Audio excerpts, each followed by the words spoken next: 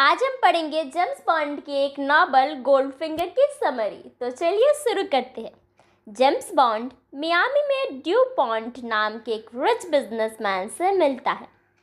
Due point Goldfinger नाम के एक आदमी के साथ कैनेस्टा नाम का गेम खेल रहा था। उस समय बॉन्ड उसे पहले से ही जानता था, क्योंकि कैसीनो रॉयल में उन दोनों ने साथ में बैकट्रैक नाम का एक गेम खेला था।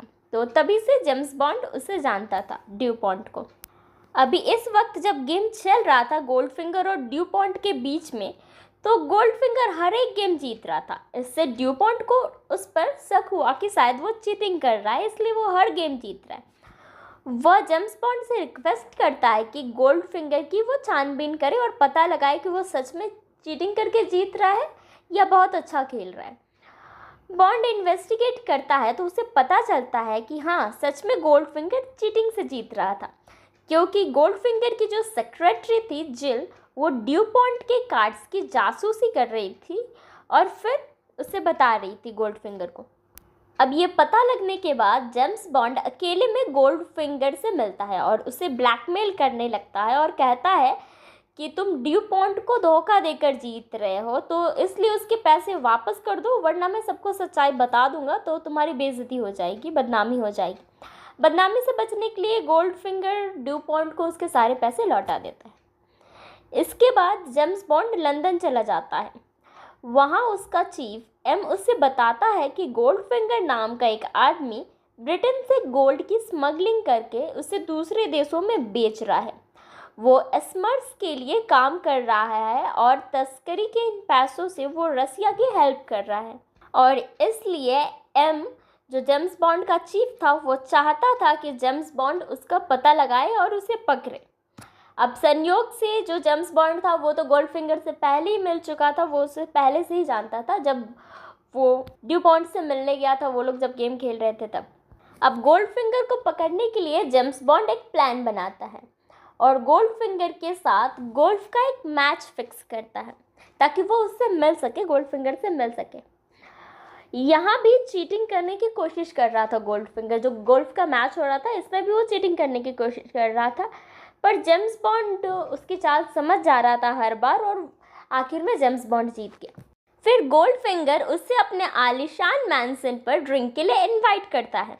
वहाँ बॉन्ड घर की तलाशी लेता है, लेकिन उससे कहीं भी गोल्ड नहीं मिलता।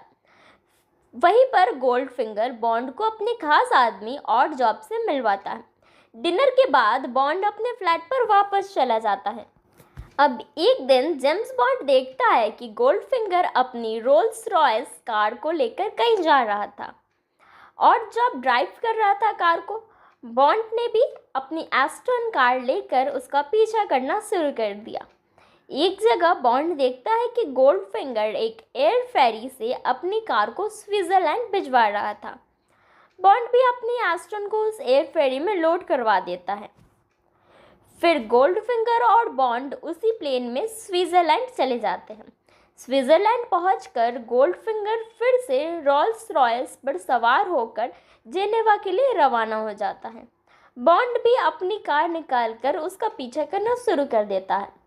गोल्डफिंगर अपनी कार को एक वेयर हाउस में छोड़ देता है।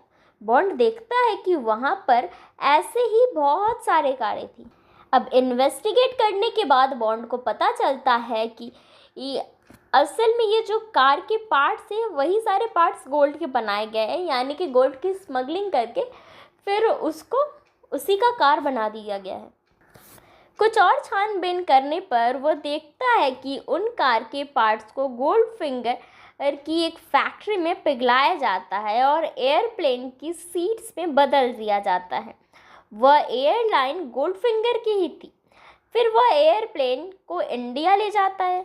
वहाँ से गोल्ड की सीड्स को फिर से गोल्ड के बिस्किट में बदलवा दिया जाता है और वहाँ की मार्केट में बेच दिया जाता है। तो इस तरीके से पहले इंडिया से गोल्ड को स्मगल करके कार के पार्ट्स बनाकर उसे लेकर आया जाता है। फिर उसे पिघलाकर गोल्डफिंगर अपनी फैक्ट्री में पिघलाकर उसके एयरप्लेन के सीट्स बनाता था, और फिर वो एयरप्लेन्स इंडिया में जाते थे और फिर से उसे पिघलाकर गोल्ड बिस्किट बनाया जाता था और इंडिया में ही बेच दिया जाता था।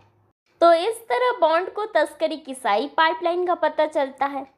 एक दिन टिली नाम की एक लड़की गोल्डफिंगर को मारने का प्रयास करती है, लेकिन बॉन्ड उसे रोक देता है क्योंकि अभी उसे गोल्डफिंगर के पूरे नेटवर्क का पता लगाना था। टिली कहती है कि वह जिल की बहन है और टिली गोल्डफिंगर को मारकर जिल अपनी बहन की मौत का बदला लेना चाहती है। गोल्डफिंगर ने जिल को सोने से पेंट कर दिया था, जिस कारण उसकी मौत हो गई थी और इसलिए टिली अब गोल्डफिंगर को मारना चाहती है। बॉन्ड कहता है कि उसका मिशन पूरा होने पर वह टिली की हेल्प करेगा, लेकिन तभी और जब उन दोनों को पकड़ लेता है और जब बॉन्ड को टॉर्चर करता है और पूछता है कि वह गोल्डफिंगर का पीछा क्यों कर रहा था, लेकिन बॉन्ड उससे कुछ नहीं बताता। फिर और जब एक आरे से बॉन्ड के 2 टुकड़े कर देना चाहता है, उस पर हमला करता है। तभी खुद को बचाने के लिए बॉन्ड कहता है कि वह गोल्डफिंगर के साथ ही काम करना चाहता है, इसलिए वो यहाँ आया है। अब और जब जाकर के ये बात गोल्डफिंगर को बताता है, तब जो गोल्डफिंगर था वो बॉन्ड का ये जो ऑफर था उसे मान लेता है, स्वीकार कर लेता है। वह बॉन्ड और टिली दोनों को ही अपना सेक्रेटरी बना लेता है। फिर गोल्डफिंगर उन दोनों के साथ न्यूयॉर्क चला जाता है। वहाँ उसे सभी बड़े गैंगस्टर के साथ एक मीटिंग रखी थी। उसका प्लान था कि वो अमेरिका के गोल्ड डिपॉजिटरी को लूटे, जिसे फोर्ट नॉक्स के नाम से भी जाना जाता है। गोल्डफिंगर का प्लान था कि पहले वो फोर्ट नॉक्स के सब लोगों को मार देगा और फिर आसानी से गोल्ड लूट के ले जाएगा, और इसके लिए वह वहाँ के जो वाटर सप्लाई का पाइपलाइन था उसमें पॉइजन मिला देता है। अब बॉन्ड को जब ये सब पता चलता है तो वो चुपके से गोल्डफिंगर का जो प्लेन था उसके टॉयलेट से ही एक मैसेज फेंकता है लिखकर, और वो उम्मीद करता है कि ये मैसेज फ्लेक्स के पास जाकर पहुँच जाए।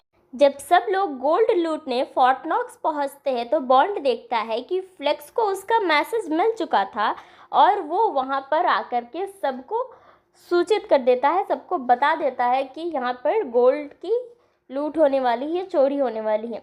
वहाँ पहुँचते ही दोनों तरफ से गोलीबारी शुरू हो जाती है और इसी गोलीबारी में ऑड जॉब जो होता है वो टिली को मार देता है। गोल्डफिंगर और ऑड जॉब वहाँ से भाग जाते हैं।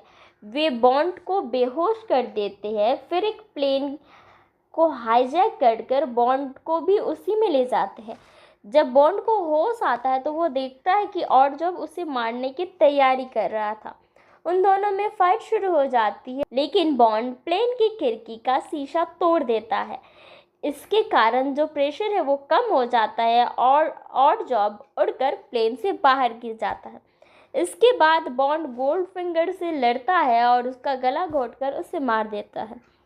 फिर वह क्रू की मदद से डैमेज प्लेन को कनाडा के पास पानी में उतारता है और वहां पर एक शिप आकर उन सबको रेस्क्यू कर ले जाती है।